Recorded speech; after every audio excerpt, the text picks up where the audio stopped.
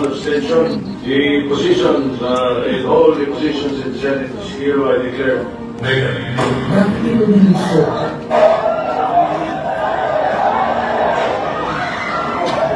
Bakit patuloy ang pananakot?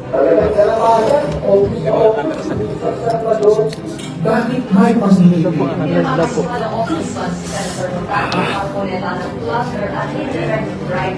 Bakit may pagbabaluktot ng kwento? Ito nilang publiko at kaibigan ay nagdala para sa 4 ng hapon ang balilan. Anong siyempre, nagkakalakilang mga terorista na si David Villar, ang unang lalaki sa kasilanan Silangkay. Last convo, 4 p.m. Thanks, man. May camera ko dito sa right Bakit may evolution dyan? Bakit may bakit hindi mamangga? Napakarami bakit? At narito ang mga sagot. Pero bago wasakin niyo na natin at sinimag. Yes, ka Robson. I, Alan Peter Shrameta, having been elected to the position of Senate President, Hindi nagpalit ng liderato para sa impeachment. Hindi ito ang pinapakalat ng mga nabulaga. Ang impeachment ay labanan ng nangyari. Hindi ang mga Duterte alain ang dapat mangamba, kundi ang mga sa umpisa pala ay may hapon lang. Ang sinasabi sa ng mga kritiko, itong Senate leadership shake-up ay tungkol lang daw sa impeachment. Siyempre, as I told you, network kami, di ba ito, distracting. So kahit nawala naman siya, ang pinag-uusapan dito is whether or not you will be able to get 60 votes. Hindi siya pagmumula ng 60 votes. Wala siya doon. 12 kami. Bakit kayo magkumpong? Ano 12 na kami kung ang pinag-uusapan lang natin ng impeachment? Actually, 9 lang ang kailangan para mag-isip. Yes, 12 kami. So it's more than the required votes. But that's not the point. Ang ano ko kasi pinipili nilang i-correct doon. Kaya kung natatawa, what is the correction there? Gusto pang ipainhibit ang mga tinatawag nilang Duterte-aligned senators. Nananawagan pa ng partial puno at pagiging patas, pero sa publiko, may mga pahayag na hindi makakatakas. One VP Sara is in power. The threat of a full-blown Duterte comeback is still a very real and present danger. Bakit ganito ang despersyon? Bakit hindi may kubli ang tigil? No. Bakit nakatarang pa ang lahat?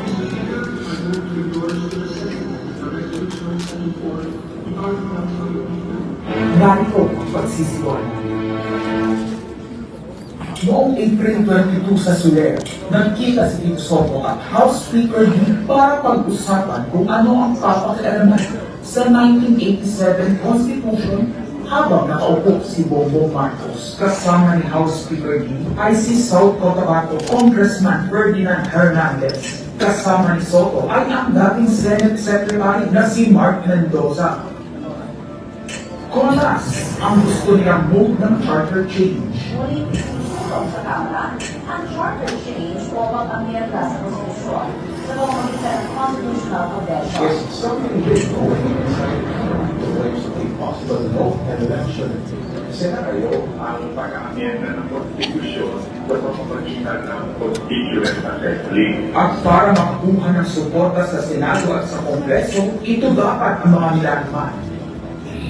Dapat ma-extend ang termino ng mga senador at congressmen na mawawala na sa pwesto ng 2028. Ang eleksyon sa bawat senador ay magiging by region. Nag-discussion sila kung 2 o 3 senador per region. Kinupute nila kung mayroong 18 regions. Nasa 36 o 54 ang magiging senador. Lumutang din ang usapan para hindi makaporma si Inday Sara sa 2028. Gawin 50 years old ang edad ng pwedeng umakbo. Pero nagpanukala rin si Soto na pwedeng gawin 35 years old para kay Vico Soto. Dahil ipagmamayabang niya kayang talunin ko si Inday Sara. Pero may nalagyan ko lang sabi, ibaba namin ang edad ng Presidente 35. Ay, magaling ang bata na yun eh. Magaling eh. Ibigay na natin sa mga kabataan makatulong pa sa makapulong yung bata. Baka sabihin nila, Senator Soto, this is to siguro allow your nephew ba, si Vico, na tumakbo. Sabi ko lang, Qualify. Sabi ko na, mag-iisip sila na gano'n, wala, hindi ko naisip si Nico ulit, naisip si Nico ulit, naisip si Nico ulit. Ang impormasyong ito ay mula mismo sa kasama sa meeting. Kasama nila ay isang congressman, isang gobernador, isang retired military officer, isang dating may mataas na katungkulan, at 5 mula sa private at business sector. Kaya pa binaliwala ang panawagan ng taong bayan, kaya pa binaliwala ang paalala ng Iglesia ni Cristo. Hindi po nagbabago ang bibig ng Iglesia ni Cristo na Sondor. Na ang Iglesia ni Cristo po ay grupo sa impeachment. Kaya ba nagtatapang-tapangan ang mga umaastang bida sa ginagawa nilang tunay na drama? Kaya ba nila sinasabing hindi sila natatakot sa eleksyon? At dahil alam nilang walang eleksyon na magaganap. Hindi po kami natatakot sa susunod na eleksyon. At ang boto sa impeachment ay refleksyon ng boto sa pagsila sa 1987 Constitution. Pabor ang karamihan sa mga pagbabago sa saligang batas. Lalo na sa usaping ekonomiya. Ngunit kung papakialaman niya ilan ang konstitusyon para maghari-harihan at para sa pansariling kapakinabangan, makapwesto ng matagal o mainutlog ang kamag-anak, humanda kayo Wala sa din kahit naman na panitolo ko talaga yung mga ano ngayon dito. ang pagpapalit ng liderato sa Senado ay hindi kakaiba. Ito ay nakabase sa prioridad at gusto ng mga senador bumabahanan ng ebidensya laban kina Bongbong Marcos, Liza Marcos, Sandro Marcos at Martin Romualdez. Kailangan ng may bayad sa buwito. Ipinangako na sa mga kurang na mga babatas ang perang malilipo sa 2027. 2028 national budget dapat pigilan. 2028. Alam natin, that's the election budget. And it was assured to the congressman this will also be the con-act budget. Nagbibigisa ng malaking sindikato ang pamahalaan. Sinusuportahan ito ng mga dating kalaban, mga tinulungang manalo sa unang eleksyon, mga may galit sa nagdaang administrasyon. Lahat sila kasama ng pinakamalaking troll farms at ilang bahagi ng mainstream media ay pinagagana ng dalawang bagay. Pera galing sa korupsyon, galit sa mga Duterte. Mahalaga ang liderato ng Senado para sa mga kurap at nakasandal sa mga buwaya ng kapangyarihan. Ngunit mas mahalaga ito sa mga naninindigan na ang Senado ay bantayog ng konstitusyon na hindi dapat tinatakot, sinusugulan at iniipit upang maging kaupauhan. Maaaring hati ngayon ang Senado. Maaaring kanya-kanyang versyon ng kwento. Wala nang pakialam kung ano ang ito. Isa ito ng indikasyon na gumagana ang demokrasya. Kailangan lang maalala ng bawat senador na kahit sila ay may kapangyarihan, hindi dapat muna kalimutan magpapasako. Sa kabila ng lahat ng problema, pinakamababang halaga ng piso sa kasaysayan, mataas na hinihin at kawalan ng trabaho, halos wala ng makain, nagpapakamatay na mga nagsasaka. Ang inupa ay politika, impeachment at kung ano-anong propaganda para mabalik ang kontrol sa Senado ng mga nangako na maisapatuparan ang pagpapahaba ng panahon sa kapangyarihan. Kung mag-deny yung mga nandoon sa meeting na yon at pabubulaanan yung aking sinabi, then sasabihin ko kung sino ang nagsiwalat sa amin. Kasi mabubulang ang buong bansa pag siniwalat ko kung sino yung nagsabi sa amin.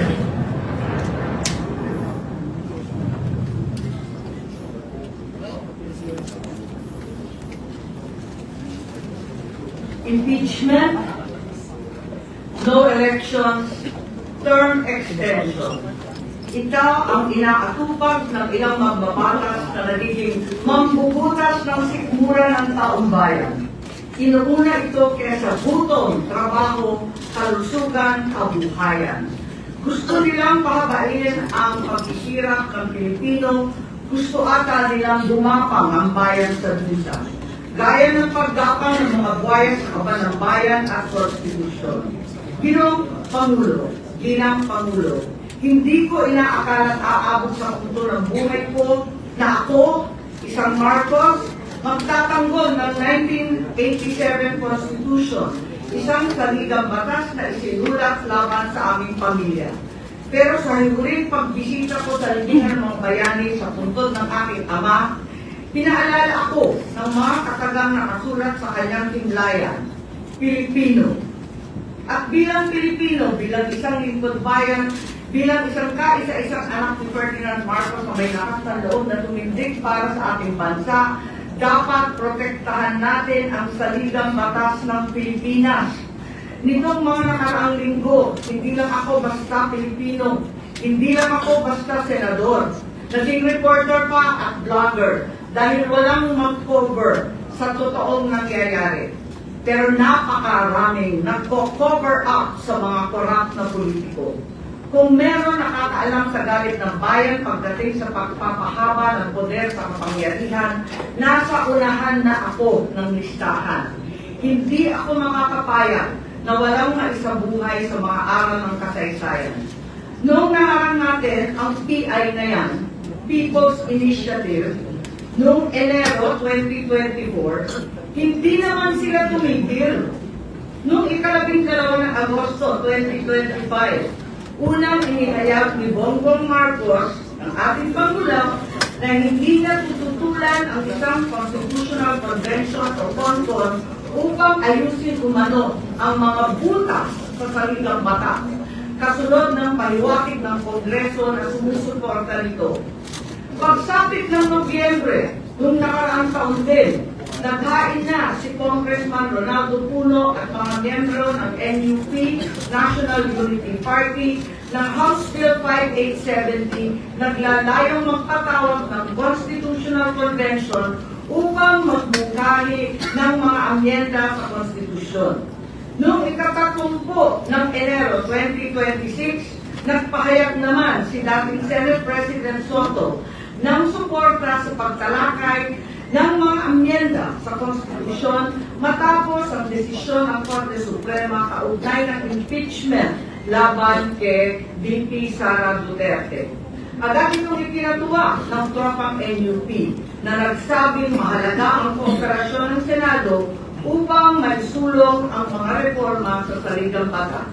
Gayunpaman, noong ika-31 ng Enero 2026, sumagot ang Malacanang, hindi raw prioridad ang charter change o CHA-CHA dahil nakatutok umano ang Pangulo sa mga isyong pang-ekonomiya, isang pahayag na inilabas matapos magpahayag ng suporta si SP Soto noon sa pag-amyenda ng Konstitusyon.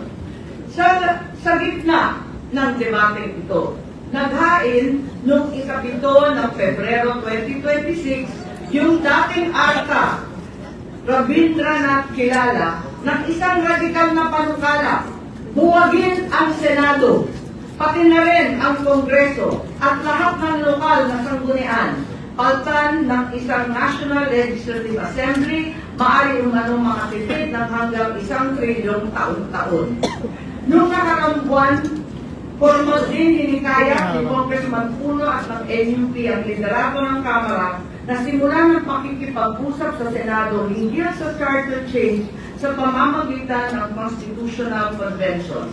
Ginamit pa nila ang magiging bukas ni SP Soto sa Constitutional Amendments bilang oportunidad para sa koordinasyon ng dalawang kapulungan. Sa huli, noong ika-14 ng Mayo 2026, mariing itinanggi ng Malacanang ang akusasyon ni Senate President Alan Peter Cayetano na sinusubukan ng palasyo pahinain ang Senado.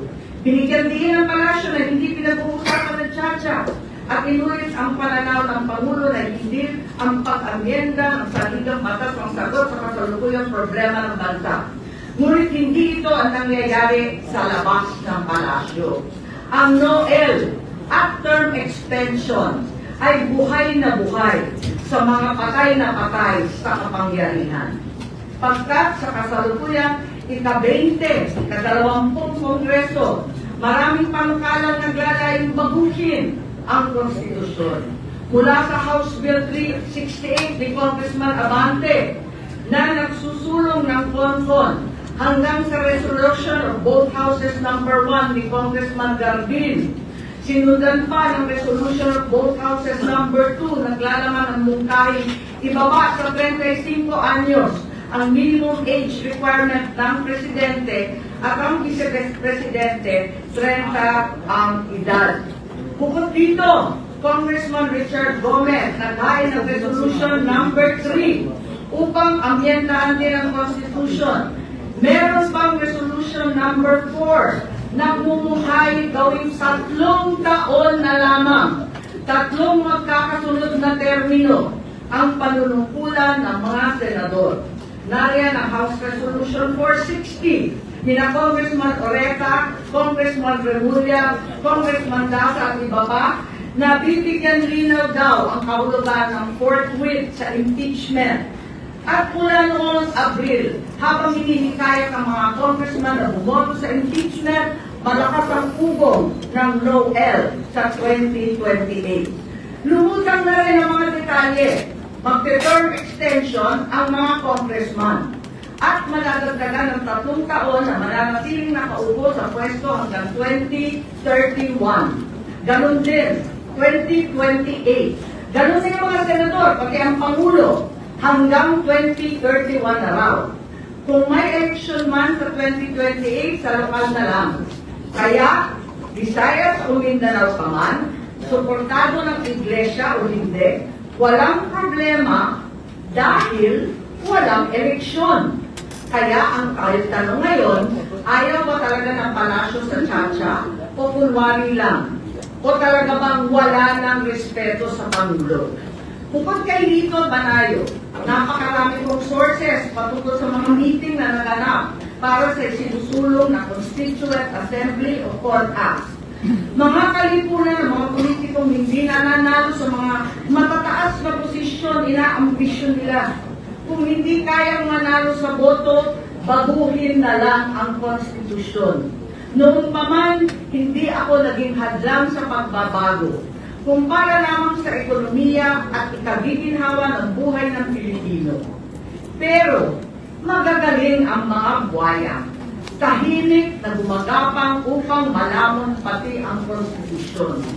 Kung nagsisinungaling ang mga nagsumbong sa akin, kung sasabihin kasinungalingan ang sinabi ko ngayon at ang pinalabas, hinihikayat ko ang mga senador ngayon sa ating bulwagan.